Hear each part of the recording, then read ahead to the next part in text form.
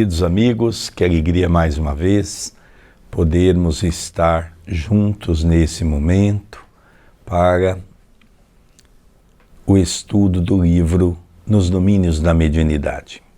É um programa especial que nós temos pela TV A Caminho da Luz, que é o programa Estudando as Obras de André Luiz. Hoje nós estaremos estudando o capítulo 26º, Psicometria. Vamos ver um pouquinho o que é a psicometria. Nós já vimos então August, André Luiz Hilário Silva saindo do Centro Espírita, saindo dessas duas experiências em 2 centros espíritas que tiveram. Um dos centros eles fizeram 2 trabalhos, não é? E o outro centro foi apenas um. E agora eles vão entrar no museu para falar um pouquinho da psicometria, como é que funciona tudo isso, né? Vamos acompanhar. Tudo bem com você, André Luiz? Tudo bem, querido Sérgio, que alegria em podermos estar juntos gravando. Agradeço muito ao Centro Espírita Perdão, Amor e Caridade, ao seu departamento, a TV A Caminho da Luz, que nos formulou este convite e lançou este desafio. Eu cumprimento carinhosamente todos que estão nos acompanhando e formando esta família da TV A Caminho da Luz, a família do CEPAC, em torno dos estudos, em torno das lives, dos programas. Que alegria em estarmos juntos. Que o programa de hoje possa ser amparado e supervisionado pelos bons espíritos. Capítulo 26º, Psicometria. O rápido curso de aprendizagem que vínhamos realizando atingia a sua fase final. Aulus não dispunha de tempo para favorecer-nos com experiências mais amplas. Era um trabalhador comprometido em serviços diversos. Bom, aqui nós vemos que praticamente a proposta feita pela espiritualidade para trazer para nós um pouquinho da importância do domínio que nós temos que ter da mediunidade, ele já realizou. Agora nós vamos ver um pouquinho o que é a psicometria. A psicometria é uma palavra que vem do latim psique, alma, e depois metron, medida ou medição. Nós fomos buscar também na psicologia e nós encontramos que na psicologia, no contexto educacional, há uma ampla literatura de testes para identificar as necessidades especiais, né? Então, a minha filha é psicóloga, a irmã do André, e ela realmente sempre fala dos testes que eles aplicam para ver em qual modalidade, qual síndrome que aquela criança se encontra, né? Então, nós vamos ver um pouquinho o que é o estágio da alma, qual é a medida, como diz no sentido literário da palavra. Então, nós vamos perceber que aqui acaba essa atividade e eles, então, não é? Vão andando, eles saíram do centro espírita. Vamos ver o que aconteceu. Lembrando também que eles já estão atingindo o estágio final com Aulus. Então eles já estão aqui nos momentos derradeiros deste estágio que eles passaram ao lado deste grande instrutor. Continua a leitura. Embora isso compreendêssemos, Hilário e eu nos sentimos algo melancólicos. O assistente, contudo, desenvolvia todas as possibilidades ao seu alcance para conservar-nos o entusiasmo habitual. Aqui também nós percebemos nas entrelinhas, não é? A tristeza que estava batendo ao coração de André Luiz e também de Hilário Silva, porque aquelas experiências com esse benfeitor espiritual, August, estava terminando. Então eles estavam assim entristecidos, como ele mesmo usa aqui o termo, eles estavam melancólicos, não é? Por quê? Porque realmente, por mais que eles tiveram essas experiências, é sempre pouco quando nós estamos diante de um grande conhecedor de uma matéria e quando nós também gostamos dessa matéria, seja ela qual for, nós queremos sempre estar ao lado dessas pessoas bebendo dessa fonte segura de sabedoria. Então nós percebemos que aqui, não é? André Luiz vai expondo já a sua tristeza porque o trabalho já está partindo para o seu encerramento. Atravessávamos ruas e praças, quando nos defrontamos com o museu, a que se acolhiam alguns visitantes retardatários. E o nosso orientador, como quem se dispunha a aproveitar as horas que nos restavam para dilatar observações e apontamentos, convidou-nos a entrar exclamando: numa instituição como esta, é possível realizar interessantíssimos estudos. De certo, já ouviram referências à psicometria. Em boa expressão sinonímica, como o é usada na psicologia experimental, significa registro, apreciação da atividade intelectual. Entretanto, nos trabalhos mediúnicos, esta palavra designa a faculdade de ler impressões e recordações ao contato de objetos comuns. Então, Chico Xavier, por exemplo, ele possuía a psicometria. Então ele ia, por exemplo, diante de um piano de 200 anos. Ao colocar a mão naquele piano, ele sabia a história daquele piano. É uma faculdade mediúnica rara, não é comum, não é natural que as pessoas tenham. Interessante que a psicometria, ela também entra um pouco no animismo, porque é o médium tocando num objeto, num quadro, num museu, numa peça de museu, num artefato histórico, e ele retorna naquela época. Então aqui ele fala que o objetivo é estudarmos a psicometria do ponto de vista espiritual. Há pouco meu pai deu algumas outras definições da palavra psicometria, como por exemplo no campo da psicologia. Não é o alvo do nosso estudo. O alvo do nosso estudo será ver a faculdade mediúnica por trás deste fenômeno. Então isso é muito importante. Então eles entraram no museu, e museu, para quem tem a psicometria, é um campo farto para os estudos. Psicometria não é apenas os encarnados que possuem essa faculdade mediúnica. O espírito do outro lado continua sendo médium. Quem é médium aqui de incorporação, educado, prestativo, poderá continuar do outro lado, como nós vemos no livro E a Vida Continua. Trabalho mediúnico não somos somente nós que temos. Qual que é a diferença então, André, do mediúnico da Terra para o mediúnico do mundo espiritual? Uma. Os espíritos precisam da energia de nós, os encarnados, para ter aquele choque anímico. Essa é a grande diferença. Eles precisam sentir vivos novamente do ponto de vista fisiológico, mas existem médiuns de evidência no mundo espiritual, dialogadores no mundo espiritual, psicógrafos no mundo espiritual. Mediunidade não somos apenas nós, os encarnados, que possuímos. Então nós vemos aqui também um outro ponto importante, que lógico que Alves estava sentindo a tristeza, não é, de André Luiz e Hilário Silva. Então vamos entrar no museu, vamos descontrair um pouco, né? Isso mostra também que nós não devemos ficar habitolados apenas no campo das atividades espirituais. Alves convida os dois para uma nova versão, para tentar aprender alguma coisa da importância de um museu, né? É interessante que nesse livro nós já vimos um restaurante, agora nós vamos ver um pouquinho o ambiente de um museu. Inclusive eu me lembro que eu uma vez teve algumas pessoas visitando nossa casa e eu levei as pessoas ali no Parque Juca Mulato, onde fica o museu daquelas coisas que sobraram da guerra de 1932, não é? Dos expedicionários, dos soldados expedicionários. E realmente a gente entrou ali e é uma vibração muito ruim. Então nós vamos encontrar isso.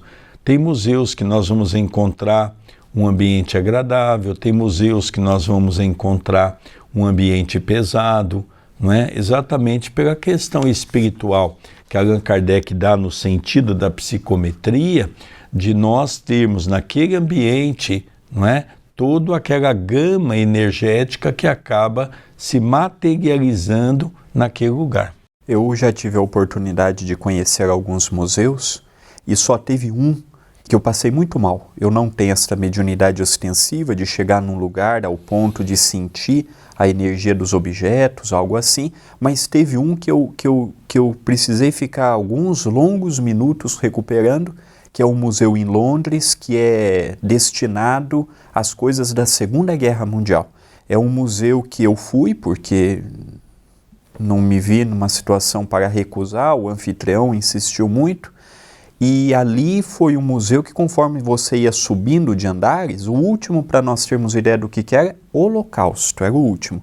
Ali eu confesso que foi o único dos museus que eu visitei até hoje, que eu passei muito, tirando de Itapeira também, que ainda tem muita reminiscência, também tive a oportunidade lá, foram os únicos que eu tive uma impressão energética terrível pelos artefatos que ali possuíam.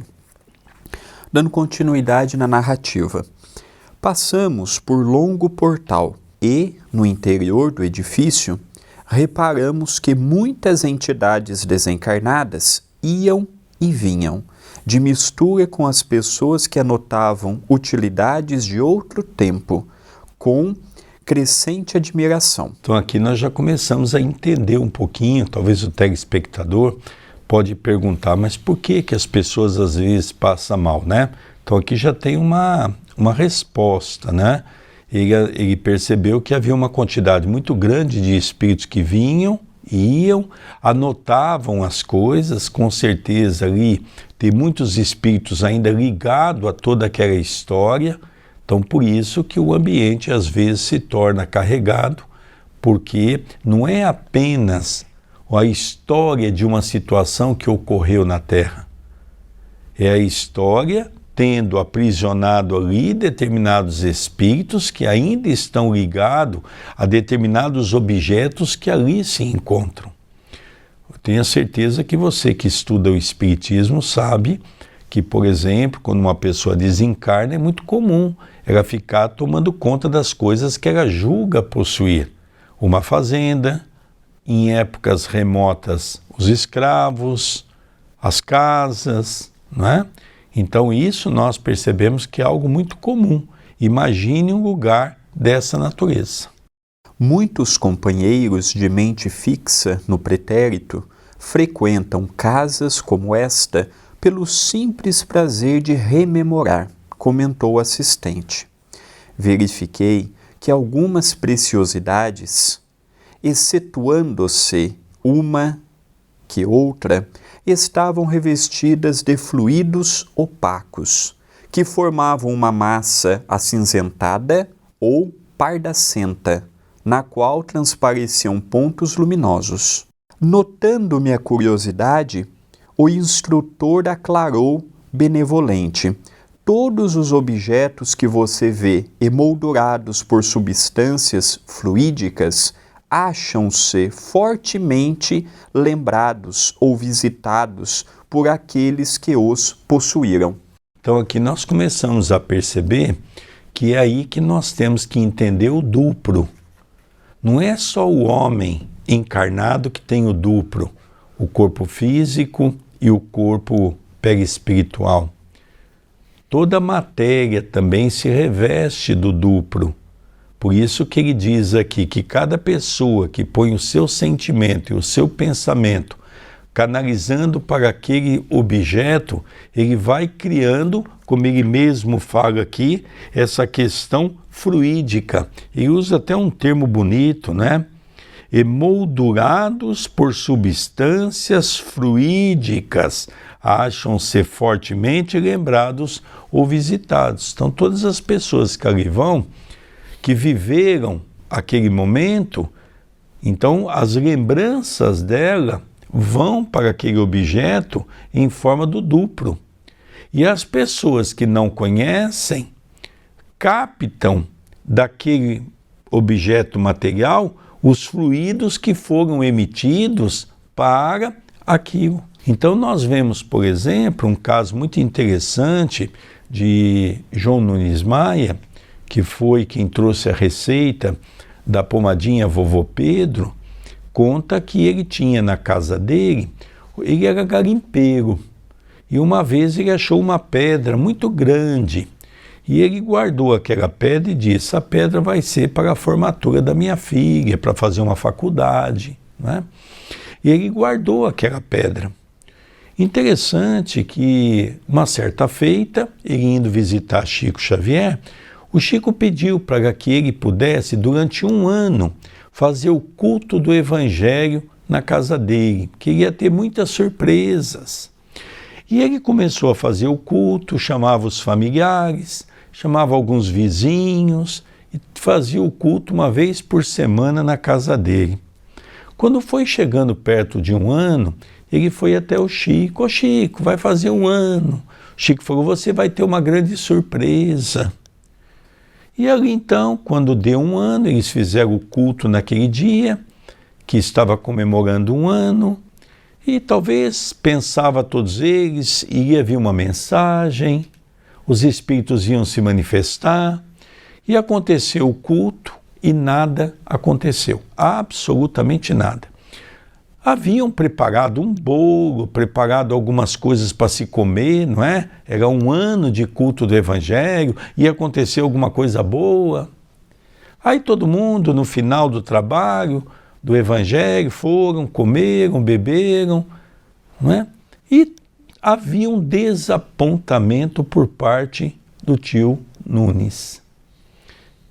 E ali foram dormir, ele foi dormir desapontado, quando, ao meio da noite, ele acordou com uma corrente de vento entrando no seu quarto. E ele disse: que interessante, eu fechei toda a minha casa. E ele levantou, porque essa corrente de vento vinha pelo corredor. E talvez a janela do quarto da sua filha poderia ter se aberto. E ele foi e viu que a janela estava aberta. Mas ele viu que a filha dormia de maneira profunda. E ali alguém havia entrado, porque mexeram nas coisas que estavam no quarto. Quando ele foi, ele percebeu que haviam roubado aquela pedra preciosa. Aí ele ficou mais triste ainda. Será que seria esse o presente do alto que o Chico havia dito? Em vez de acontecer uma bênção, aconteceu uma desgraça. E o tio Nunes, naquela semana, foi ao Chico e disse: Chico, não aconteceu nada daquilo que você disse, fizemos até uns comes e bebes, e nós fomos dormir, mas aconteceu uma desgraça. O que aconteceu, tio Nunes? Eu tinha uma pedra preciosa que é para o estudo da minha filha. Entraram à noite e roubaram. Ele diz: graças a Deus. E o tio Nunes falou: graças a Deus, Chico, por quê? Ele diz: por quê, meu filho? Quando nós pedimos para você fazer o Evangelho, quando você achou aquela pedra, você levou um pouco mais de 100 espíritos que já estão há séculos acompanhando aquela pedra, um degradando com o outro, achando que é o dono daquela pedra. A sua casa estava vivendo um martírio.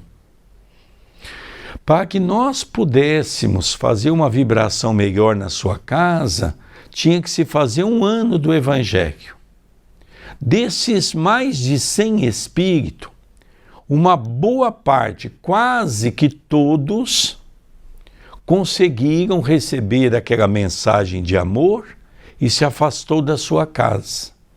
Mas ficou ali uma dúzia de espíritos, ainda de coração muito apegado àquela pedra, que iria trazer na sua casa sequelas desagradáveis. E a única forma que os espíritos viram de ajudar você e a sua família é se livrando daquela pedra.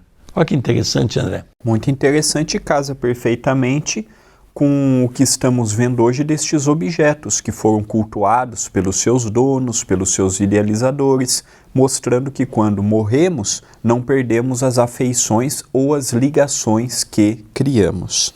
Continua André Luiz. Não longe havia curioso relógio, aureolado de luminosa faixa branquicenta. Aulus recomendou-me tocá-lo, E quase instantaneamente me assomou aos olhos mentais linda reunião familiar, em que venerando o casal se entretinha a palestrar com 4 jovens, em pleno viço primaveril. Com aquele quadro vivo a destacar-se ante a minha visão interior, examinei o recinto agradável e digno. O mobiliário austríaco imprimia sobriedade e nobreza ao conjunto, que jarrões de flores e telas valiosas enfeitavam. O relógio lá se encontrava, dominando o ambiente do cimo de velha parede caprichosamente adornada. Nós vemos que August pede para André Luiz apenas tocar naquele relógio, já que o relógio havia chamado a atenção. E ele então, como se ligasse aquele relógio a um fato interessante que havia acontecido num determinado lugar, como ele mesmo diz aqui, numa reunião familiar, em que, venerando o casal, se entretinha a palestrar com 4 jovens em pleno viço primaveril. Então nós vemos aqui, André, como é que os objetos na nossa casa, ele tem vida. É importante a gente começar a nos adentrar na era espiritual. Eu estava em Portugal e, de repente, um dirigente de uma casa pediu se havia possibilidade de eu atender um médico famoso de Portugal, que ele estava tendo um problema muito sério. E eu disse perfeitamente. E ele contou a história. Ele havia comprado uma arca, que era uma arca que já existia há séculos. Essas pessoas que gostam de quinquilharia têm que tomar muito cuidado. Ele levou essa arca para a casa dele. Só que levando esta arca, ele levou também os espíritos que estavam ligados a essa arca, porque essa arca teve muito ouro guardado no passado, e esses espíritos estavam guardando essa arca. E ele começa a comentar fenômenos que começaram a acontecer na casa dele, até de materialização. Ele começou a ficar adoentado, a mulher dele adoentada, barulhos na casa. E o que deveria fazer? Eu disse, olha, por mais que você gastou um bom dinheiro nessa arca, por mais que ela possa ter sido algo valioso para a sua família, se você quiser ter paz, desfaça dessa arca. E ele disse assim, é o que eu vou fazer porque eu não suporto mais, porque os problemas da minha casa começaram quando eu trouxe esse patrimônio. E depois, numa ida no ano seguinte para Portugal, ele pediu para que eu pudesse atendê-lo, e ele então disse, Sérgio, vim te agradecer, minha casa voltou a reinar uma paz. 2 coisas me chamaram a atenção. A primeira, André, então qualquer espírito que vai no mundo espiritual e toca nos objetos vai ter esta psicometria que André Luiz teve? Não. André Luiz, ele está estudando o lado espiritual há mais de 10 anos. Ele, por mais que ele se coloque aqui na condição de um aprendiz, ele já havia estudado muito. A folha de serviço dele no mundo espiritual não quer dizer que quando ele reencarnar ele é um espírito evoluído, mas a folha de serviço dele no mundo espiritual é invejável. E também vemos já em nosso lar, André, ele aprender a auscultar. E um outro detalhe interessante, por que August não pediu para Hilário Silva tocar? Porque Hilário Silva ainda não havia desenvolvido essas aptidões, né, André Luiz? Exato. Então, e outra coisa que eu estou aprendendo com este capítulo é a forma que nós devemos entrar no museu. Se você é espírita também, ou simpatizante, quando entrar no museu, fazer uma prece. Eu fico imaginando o Louvre, por exemplo, que você precisa de meses para conhecê-lo totalmente. Imaginemos ali a energia que não estão impregnadas naqueles objetos, naquelas paredes, naqueles corredores. ou em qualquer outro museu. Então, até para entrar no museu, nós precisamos, espiritualmente falando, estarmos preparados. Porque eu posso não sentir diretamente, mas às vezes eu penso, olha que quadro feio. E o espírito que está acompanhando aquele quadro pode me acompanhar porque eu denegri o quadro que na visão dele era bonito. E aqui, André, nós vemos duas nuances diferentes. Ele poderia, através desse relógio, ter duas sensibilidades. Ele teve a sensibilidade de uma casa organizada, onde as pessoas viviam em família. Então esse relógio estava diante de uma casa de uma vibração espiritual boa. Aqui, só para lembrar que não longe havia curioso relógio, aureolado de luminosa faixa branquicenta. Então, quando é uma coisa boa, tem uma faixa. Quando é uma coisa ruim, tem uma outra faixa, com cores diferentes. Que poderia, por exemplo, esse relógio estar num recinto de muita briga, onde houve alguma morte, onde alguém matou alguém, um homicídio. Então, logicamente, ele veria o lado contrário que o André Luiz acabou de explicar. Registrando-me a surpresa, o assistente adiantou: percebo a imagem sem o toque direto. O relógio pertenceu à respeitável família do século passado. Conserva as formas pensamentos do casal que o adquiriu e que, de quando em quando, visita o museu para a alegria de recordar. É um objeto animado pelas reminiscências de seus antigos possuidores, reminiscências que se reavivam no tempo através dos laços espirituais que ainda sustentam em torno do círculo afetivo que deixaram. Olha que coisa interessante, né? Aqui, logicamente, nós poderíamos gastar horas para comentar sobre isso, né? Porque aqui nós vemos o assistente, que é August, ele contar uma história, ele não precisou tocar. Existem duas formas de você ver. André Luiz, Hilário Silva não percebeu nada. André Luiz precisou tocar. E Aulus nem precisou tocar. Não, August tinha essa potencialidade. Por isso que nós vimos no começo do livro a grandeza espiritual de August. É mencionada nos primeiros capítulos, né? Então nós vemos aqui que o casal que adquiriu o relógio ficou durante um tempo e depois esse relógio foi doado para o museu. Mas a família ia constantemente, que havia adquirido o relógio, sabendo que estava numa casa nobre, de pessoas boas, carinhosas. Ele ia e quando ele olhava o relógio, ele lembrava da família anterior. Aquilo dava vida para que o relógio pudesse continuar a ter, como se fosse o princípio vital que nós temos enquanto estamos ligados ao corpo físico. Mas essa questão de Aulus não precisar tocar num objeto para ter noção e pormenores é fantástico. Aqui já vai mostrando que quanto mais graduado é o espírito, mais abrem as suas percepções. Então nós estamos aqui diante de revelações espirituais extraordinárias que por vezes, quando lemos sozinhos, não percebemos. Continua. Hilário tateou a preciosidade e falou: isso quer dizer que vemos imagens aqui, impressas por eles, por intermédio de vibrações. Você vê, Hilário, dos três, é o único que está mais fora da realidade espiritual, né?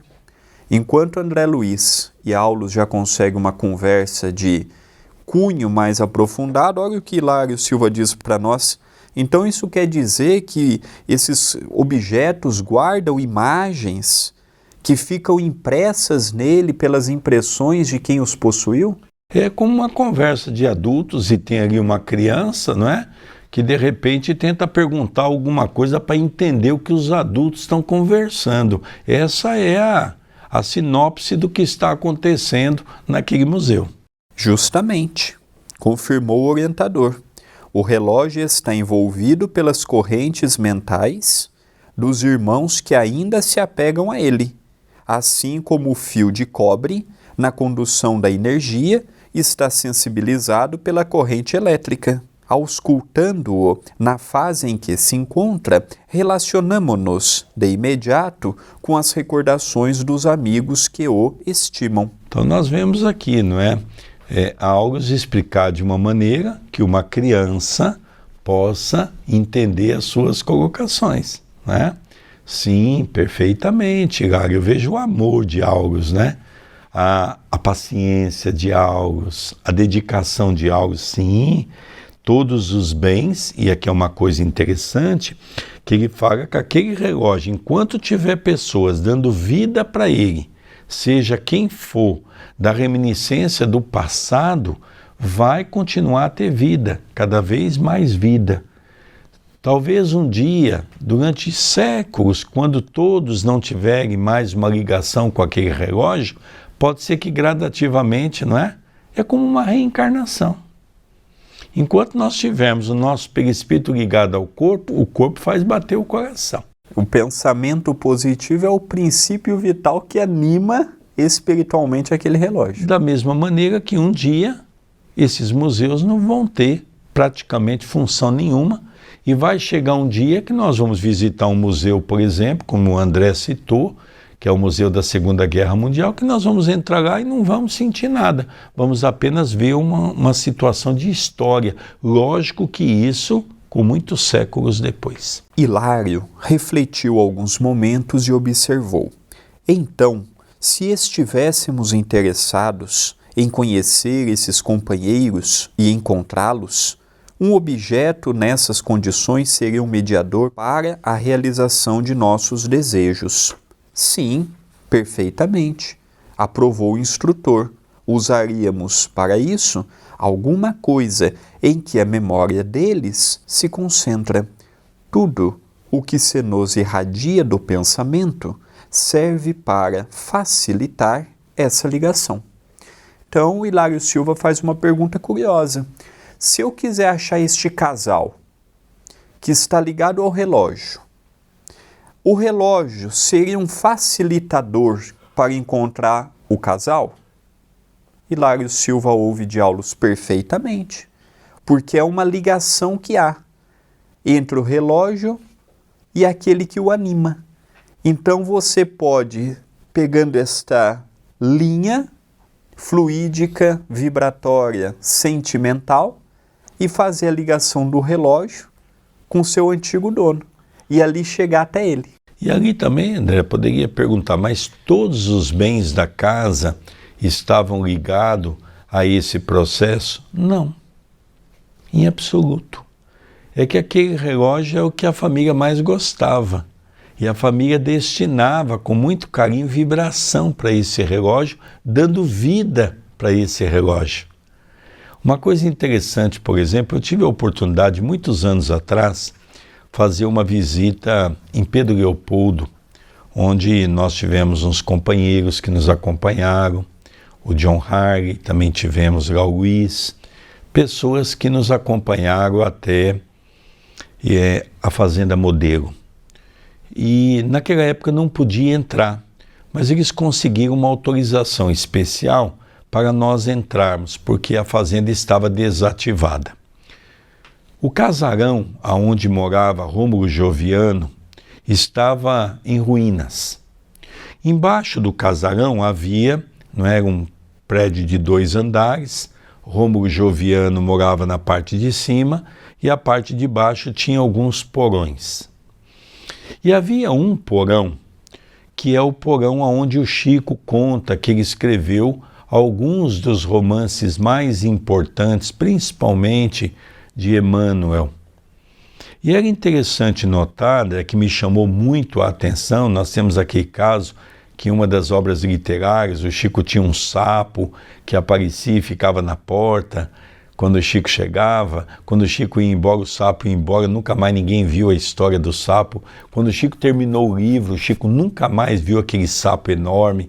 O Chico falava, eu não sei se era um animal, eu não sei se era um policial que estava aqui guardando esse lugar, né? Mas fato é que o único lugar que não estava em ruína era aquele cômodo. a impregnação dos pensamentos que foram, porque o Chico contava que Emmanuel fazia projetar como se fosse uma televisão as cenas e ele foi escrevendo com fieldade. Olha bem, que coisa interessante. É como se fosse um filme que fosse passando diante dele numa tela e ele foi escrevendo os detalhes daquilo ali. Então aquela sala, André, ela permaneceu intacta. Isso é muito interessante. É muito interessante. Nós vemos a condensação fluídica. Isso daí é uma história de algumas décadas atrás. Se nós formos na Índia, por exemplo, se nós formos no Egito, nós vamos encontrar que até hoje tem regiões, como por exemplo o Triângulo das Bermudas, até hoje não se sabe explicar o porquê que os aparelhos mais sofisticados perdem o sinal naquela região. E é interessante, né? Eu tive a oportunidade, quinta-feira é o nosso dia de almoço, né? E é o nosso dia que eu saio do centro assim, altamente cansado. E eu durante alguns dias relutei para ficar diante da televisão, um programa que começava às 10h10 pela Discovery, que era exatamente os mistérios do Triângulo das Bermudas. Interessante, André, vários estudos, né, OVNI, a questão de uma pedra que tem numa determinada região lá do mar, que praticamente faz com que as bússolas se decompõem. É uma coisa interessante. Cada programa, André, eles faziam uma viés de estudo, pegando cientistas, E muito interessante, eu achei uma série muito bacana, eu relutava para assistir, porque o sono estava invadindo, o cansaço, mas realmente eu assisti a série toda, se não me falha a memória, parece que 7 programas, alguma coisa desse gênero, mas muito interessante, André, nós notarmos que nós saímos um pouco dessa situação mística que se cria para abrir no campo científico e realmente analisar o que pode estar acontecendo. É o que Kardec fez.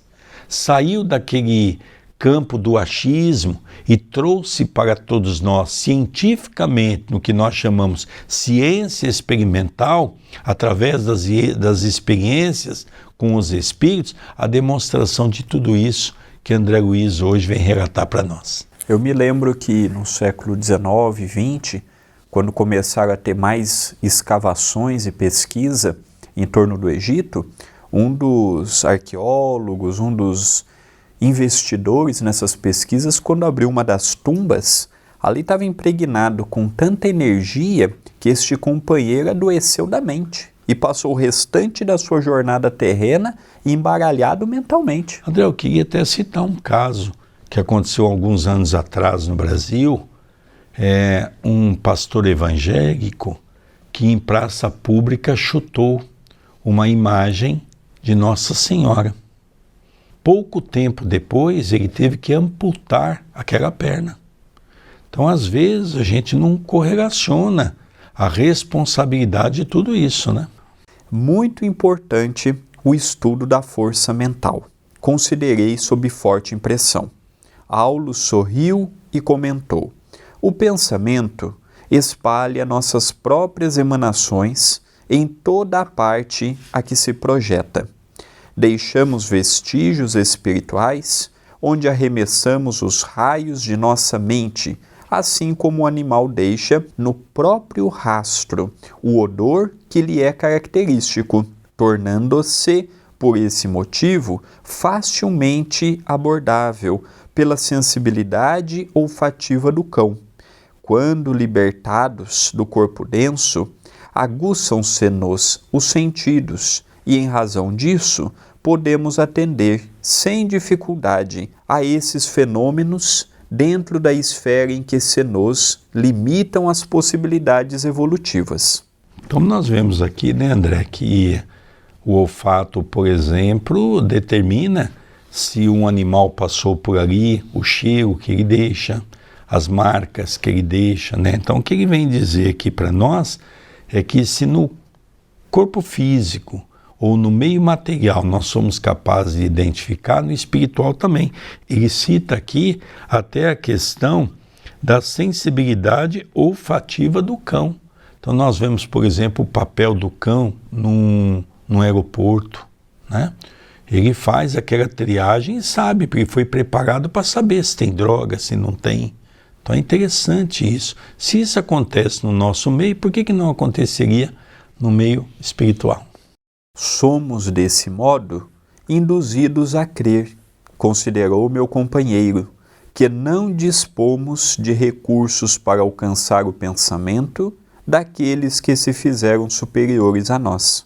Sim, aqueles que atingiram uma elevação que não somos capazes de imaginar, remontaram a outros planos, transcendendo-nos o modo de expressão e de ser.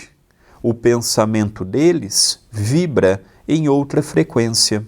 Naturalmente, podem acompanhar-nos e auxiliar-nos, porque é da lei que o superior venha ao inferior, quando queira. Contudo, por nossa vez, não nos é facultado segui-los. Olha que interessante, André. Vamos pegar o exemplo dos três. Aulus, ele conseguia adentrar no pensamento de André Luiz e também de Hilário Silva. André Luiz conseguia auscultar o pensamento de Hilário se ele quisesse.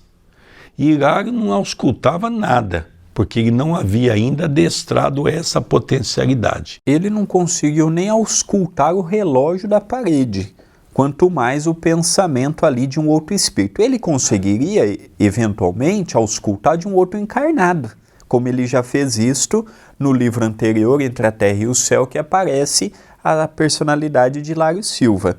Então nós vemos que, conforme vamos também no mundo espiritual trabalhando e estudando, vamos dilatando os nossos potenciais espirituais. Então, queridos amigos, nós percebemos que vamos encerrando esse programa, logicamente tentando, com vários exemplos que nós mencionamos, vivenciado e relatado pelos nossos irmãos espirituais, vivenciado e relatado por alguns irmãos encarnados, que dá um pouquinho a ideia do que é a psicometria, né? Eu abri o programa falando um pouquinho da psicometria no campo da sociedade, no sentido da palavra, e depois Allan Kardec já havia trabalhado essa palavra sobre uma outra síntese de um tipo de mediunidade da psicometria, onde a pessoa que tem sensibilidade anímica, é capaz de colocar a mão no objeto e é capaz de decifrar a época daquele objeto. Nós temos um caso, por exemplo, né, André, de Chico Xavier, que certa feita, vendo um piano que ele afirmou ter mais de 200 anos, não estou lembrado se foi Mozart ou Chopin. Um dos dois havia sentado naquele piano que veio da Europa. Um dos dois havia tocado música naquele piano. Chico falou isso apenas por colocar a mão no piano. Nós vamos dar continuidade no próximo programa e o André tem alguns recados para nós. É verdade. Agradecemos carinhosamente a sua audiência. O programa é feito também para você, para que juntos possamos aprender com André Luiz. E as suas ações aqui neste vídeo são muito importantes para a TV.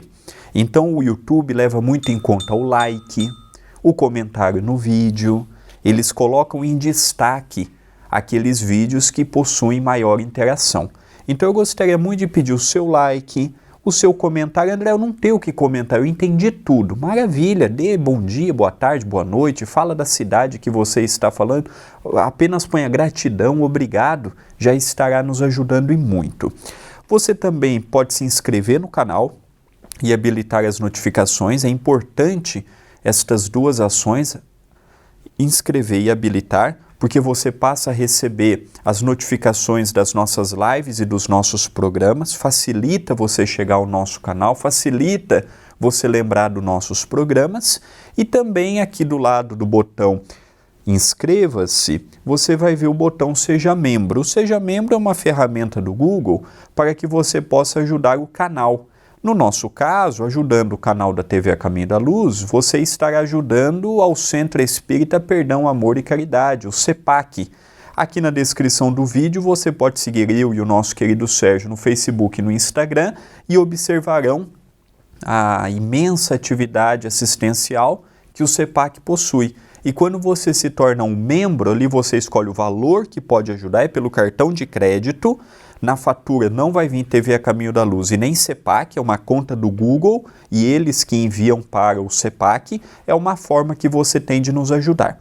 E você também pode entrar em contato pelo WhatsApp, mandando a sua mensagem por lá, ou simplesmente o seu nome e a sua cidade pedindo para fazer parte da lista de transmissão, que é gratuito, como tudo que temos aqui na TV A Caminho da Luz. O nosso número é 19 997 782794. Queridos amigos, nós vamos encerrando mais um programa pela nossa TV A Caminho da Luz. O programa Estudando as Obras de André Luiz, o livro Nos Domínios da Mediunidade. Agradeço a você, se você também puder já deixar o seu like, que é importante para a nossa página. Um beijo no seu coração e até o próximo programa, que será exatamente a continuidade desse capítulo. Muita paz a todos. Muita paz e até o próximo programa.